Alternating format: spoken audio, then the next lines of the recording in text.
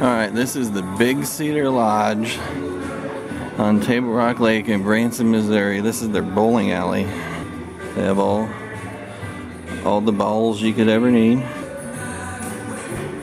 You got a shark ball return, and an octopus, and a catfish. That's an alligator. You can tell the nose isn't pointed, it's rounded.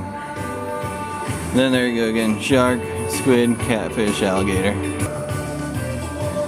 It's got your dots and your arrows out there and everything, just like a real bowling lane.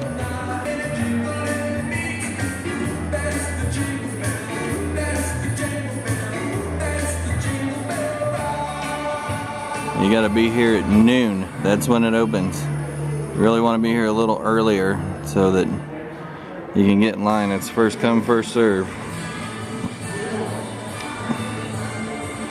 And it's a little dark in here. It's not lit real well, but it sure is cool looking.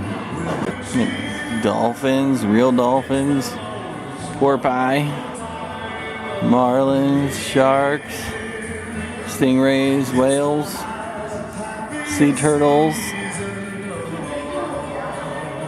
Yeah, this place is awesome.